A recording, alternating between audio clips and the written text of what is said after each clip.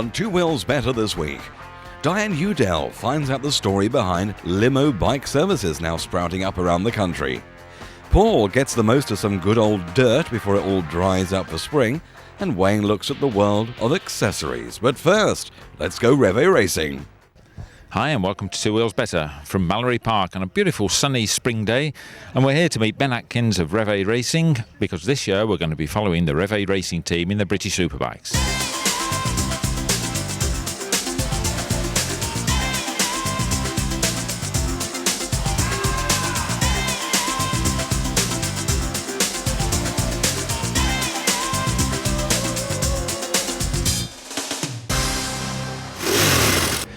Ben, we're here on a great and sunny day. I hope the rest of the season goes this way. But look, you're a successful businessman. You don't even look like a motorcyclist. I suppose I don't today. But why does a guy like you get into motorcycle racing? I've always had a keen interest in motorcycling, whether it be on the roads or racing, ever since I was a lad.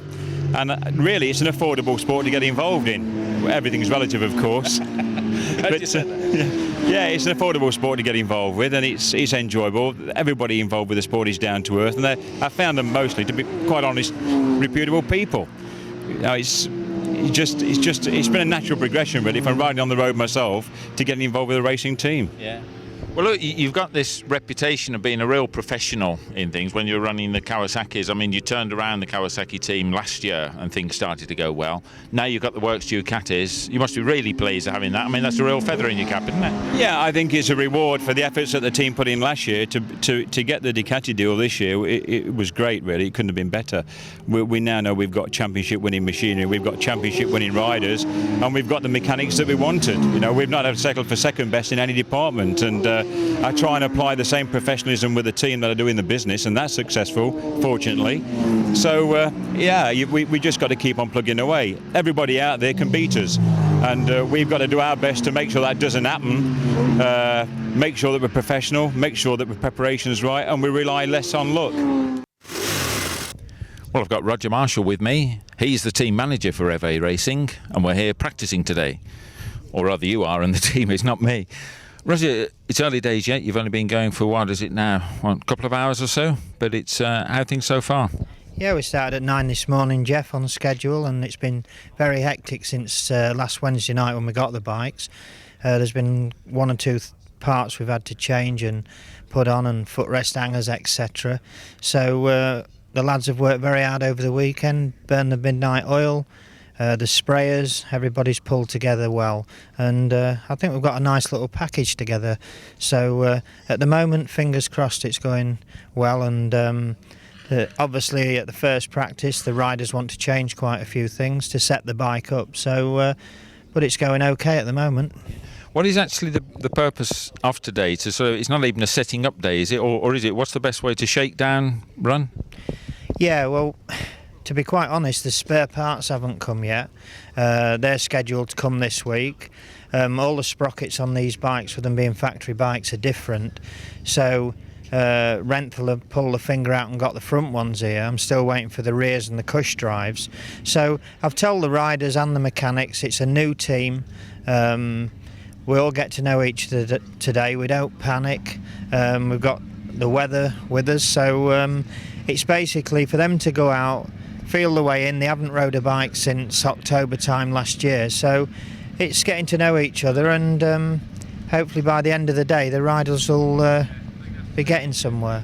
Well, I was talking to your mechanic earlier and he was saying it's a running in day, but when I was seeing them coming down the start-finish straight at about 130 or something, it looks like they're running in. But in fact they are, aren't they? What sort of revs do they take the bikes to? Well, we started at 7 today, 7,000, and the tyres on these bikes are a little bit more designed for endurance tyres that they come with. But luckily, one of our main sponsors, Michelin, has turned up and they're putting us right with tyres. And they said, oh, go out and run the bikes in on these. But like you, when I saw them come past a couple of times, I was getting a little bit worried and thought we might better have some softer rubber on. So that's worked out okay.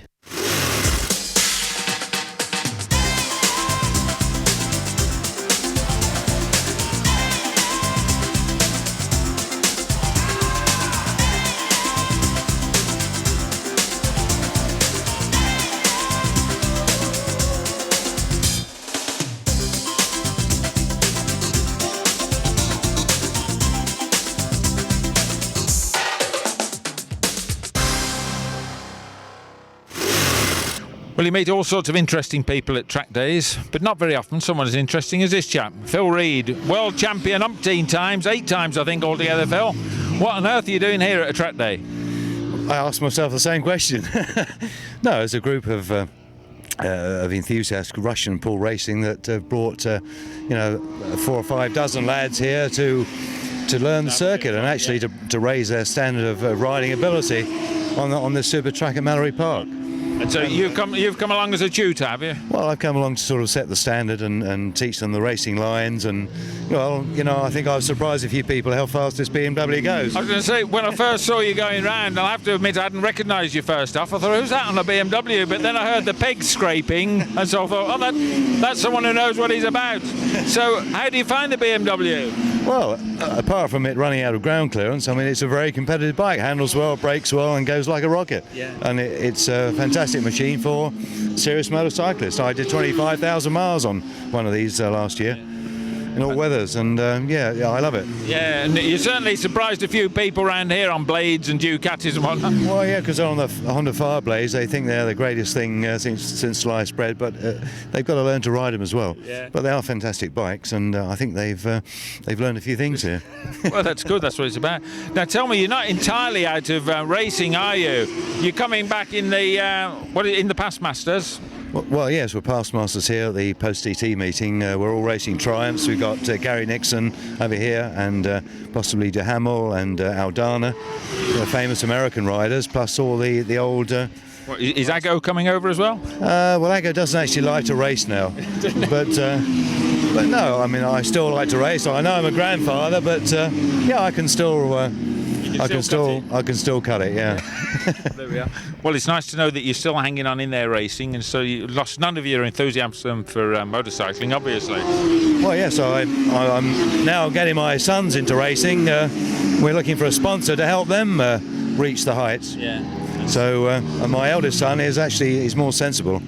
The job he took, he's got a pension and an ejector seat flying tornadoes for the Royal Air Force. So I think he was a more sensible one. So a chip off the old block anyway. Yeah, we're known as Speedy Readers. Thank you. 2 guys I've got with me here, Steve Hislop and John Reynolds.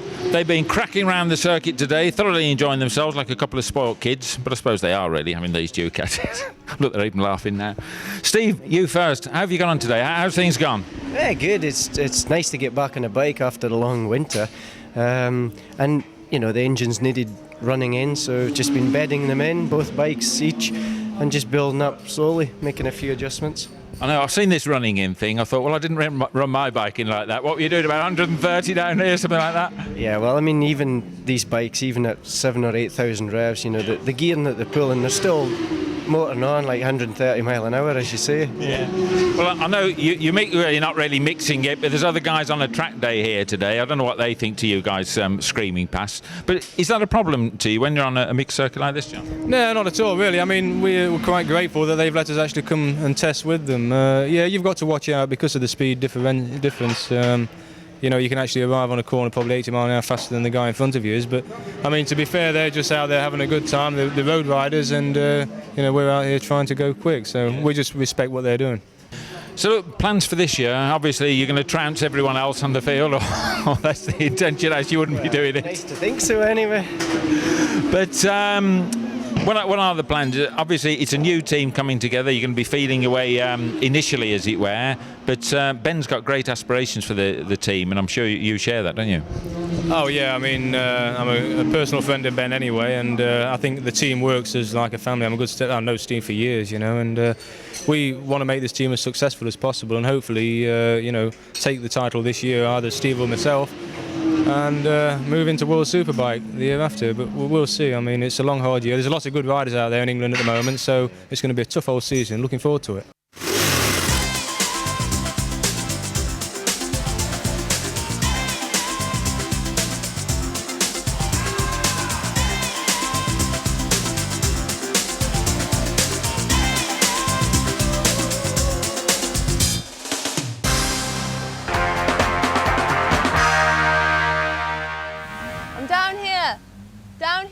Yes, hi.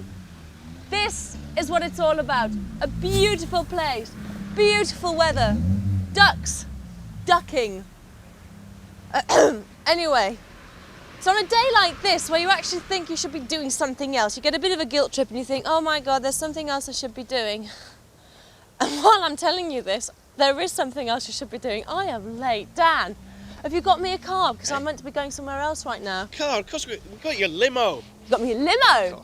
Sweeties, Granada, I love you. Where is it? Should be here now. Let's have a look. That's not a limo. It is a limo. Whoa, look at this. Wow, my kind of limo. Wonderful. Now then, the rider is Graham Adkins, that's right? Hi. Hiya. Why have you got a Triumph? Is Triumph 1200? That's right, it's the top of the range Triumph Tourer. The reason we went for these, we tried a number of different bikes out, the Hondas and other Japanese and also German bikes, but we found by far this was the most comfortable bike for the passenger, and all the riders just love riding them. Okay, now we've got a bit of a job, so you've got to get me to Brands Hatch. We've got some more filming to do. I've got some more bikes to ride. How are you going to get me on the back? What is the procedure now when you pick somebody up? No problem. We've got in the panniers here, we've got an oversuit for you to put on, which is an all-in-one. So if it does happen to rain... Multi-sized! You've got it. We've got a helmet for you, which we'll plug into the bike here, so that we'll be able to talk to one another. And if we need to make a phone call on the way, we've also got a phone on board as well. So all we need to do is get you kitted up and we can get on the way. Brands Hatch, here I come.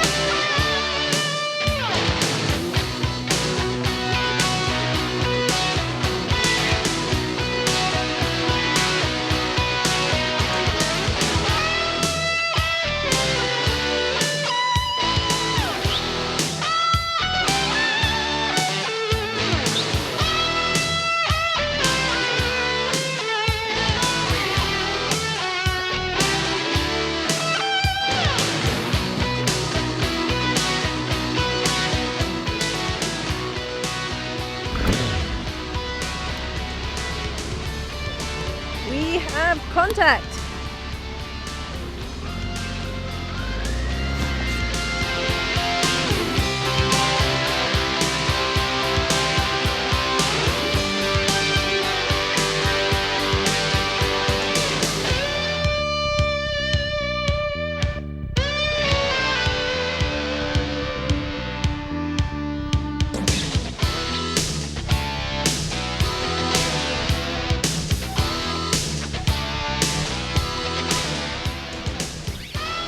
As you can see, I got here in one piece. It felt safe, it got me here on time. Impressive. Let's find out a little bit more about limo bikes. Graham Adkins. Now, obviously, this is your own company. What's it called? It's called Network Chauffeur Drive. We're based in Birmingham, Manchester and London. We're predominantly a car company, but my first love has always been motorbikes. So I've always looked for an excuse really to run a bike on the fleet. So when did using bikes as a kind of taxi service come into vogue as such? Well, it all started about 10 years ago with very heavy traffic around the world in places like Tokyo and Los Angeles and New York. It took a little longer to take off over here, but certainly there are a couple of companies now operating in London. The bike operates in much the same way as a car, except for the fact that if the traffic is very busy, we can obviously get to the passengers a lot quicker. Great. Bike at the touch of a button phone, is it? I need to ask, what sort of people are actually using limo bikes? Because I have to say that some people would be very nervous about it. How do you go about reassuring them? Sure, well we do, obviously when people first get on the bike they are a little nervous, but we take them on a quick tour of the bike and show them, you know, how to sit and what clothes to wear, and we take it very steady to start with. We obviously know that people have probably booked the bike because they are in a hurry, but we get them there as quickly and as safely as we can. And there's intercoms, isn't there, so you can talk to each other? That's right. We try and give them a bit of a commentary on the way to let them know the route that we're going to take, and if we are going to be overtaking, let them know so we don't catch them by surprise. How does it rate competitively with, say, going by taxi, the four-wheel version? Right, well, I wouldn't say that we do compete with taxis. We are very much a chauffeur-driven service, and this is a limo bike. And it compares favourably with the price of hiring a car. I won't ask anymore. There you go. Limo bikes, not taxi bikes. Actually, I've got to quickly ask about you were not allowed to actually call them that. Apparently, it sort of put a few noses out of joint, rather. Yeah, I believe that there have been a couple of companies in London that did use the word taxi and got themselves into a bit of trouble. But as I said, we're really not competing with the taxi market at all. Limos, darling. Limo bikes. It's great. I really enjoyed my journey with you. Thank you very much, Graham. Thank you. Wayne, do you want a lift for these bags? Yeah, I'll have the blonde one. You have the one with the turban. No, not them bags. These bags. Hey, no, take it easy, sunshine. I know you don't like work. These bags. Thanks very much, Paul. You're a scholar. It's some strange shapes here. Where are we going to put these? Seat bags, mate. Well, I've done enough work for today. I'm going to put the kettle on. Oh, don't overdo it, will you? No. See ya. Seat bags. That's what they are. Soft luggage. Previously on the old Men and Motors, Two Wheels Better, we spoke about hard luggage, that you could fit hard luggage to absolutely any types of bike. Well, the truth is there are a few people who are conscious of having the big heavy stuff on the bike. Well, you can still have the soft little stuff, and in this case these are seat bags. No matter what bike you've got, you'll have a seat. Some, granted, will have a sports bike with only one seat and just a bit of plastic or whatever on the back of the bike. You can still put one of these on it. You've got a trail bike, you can put one of these on it. Basically, that's where these win. A lot of people are anxious and are bothered about having varying types of luggage on the bike because it might not fit. We do get a negative response when it comes to soft stuff and luggage in general. Well, you shouldn't hold back. There will be a piece to fit. Just adapt a little bit. I mean, take this for example. Just looks like a basic square bag, but it's got these era things on the bottom. Bungee straps, very, very strong. You can loop them round the edge of the seat. You can loop them round on themselves and clip to themselves and go around the indicators, grab rail, anything at the back of the bike. And if, for example, you then end up picking up a passenger and you have a different type of bag on the back, you could then stick these on the tank, and then those clips will actually hook on to the ridge of your tank or maybe some other part of the bike. So there's no limit to what you can use them for. This particular one's an Australian manufactured bag by a company called Gearsack, and that'll cost you 75 quid. Big enough to take a full face helmet as well. Similar, slightly different types of fittings, same principle, the bungee strap, they're hiding out of the way there. Oh, pull the label off, which indicates £29.95. So it's a lot cheaper. Again, big enough to take a full face helmet, with a few extra pockets on the side, and again fasten to the bike with the bungee straps. When you're not on the bike, you fasten the edges up there, stick it over your shoulder and carry what you want to where you want. This one's a bit different, this blue one, because it originated as a magnetic tank bag, and that would flap and go over the seat, over the tank, you fool. But if you haven't, or you don't desire to put it onto the tank and you want to put it on the seat, it comes also with these fasteners. Same principle as before. Adjusters that click up tight, and when you don't want them on, release them, stick them in the pouch, and we're back to the tank bag again. That one's by a company called Held from Germany, and they're around 100 quid. And finally, there are many more, but I've just chosen a few. It's all Paul would bother to bring in to show you. This is just a bigger version of the Gearsack one with a removable pouch off the side, one on either side. That zips off, and then you've just got a bag to carry your bits and pieces in if you're going touring or whatever. You just want to carry your valuables in one bag. There's a lot of different types. That's just a few of them. Check them out at your bike dealer, because basically there should be no reason why you can't carry a bag on the back of your bike. Well, I'm in a completely different corner of the showroom today, and I've found some really interesting motorcycles and managed to find some gear to go with it. I know I look a little bit like an explosion in a paint factory, but apparently this is the kind of thing that goes with these bikes. This is a Husqvarna something or other. I'm not exactly too sure exactly what it does or what it's good at, but I know a man who does. This is Barry from Colin Appleyards. Now, Barry, exactly what is this and what's it good at? This is a Husqvarna WR250 Enduro. Enduroing is the rally sport of motorcycling. Worked along the same lines as rallying for those who don't understand enduro. It's designed on time and getting from A to B as quickly as possible. It's also used for pleasure at weekends if you don't want to compete as an off-road machine and following the white roads around the countryside.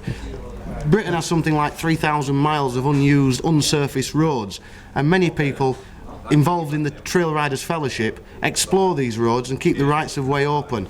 So you can either ride it at a sports meeting or you can go out and sedately enjoy the byways of the countryside. Right, so something I noticed about this machine is it's got lights, it's got a number plate, but it's not the sort of thing that I would see every day on my way to work. It's obviously road legal. You could buy one of these and use it for work. You could indeed, yeah. It has an ignition system and lights so it can be used on the road.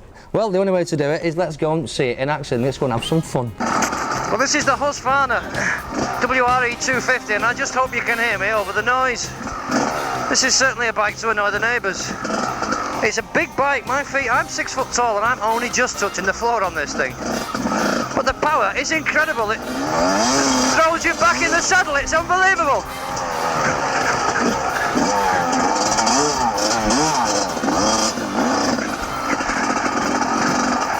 The suspension is unbelievable. You're just going over bumps here that I'd like to see a Range Rover get over, but absolutely phenomenal power. I don't think I've been out of second gear yet, to be quite honest. Oh, I want one of these.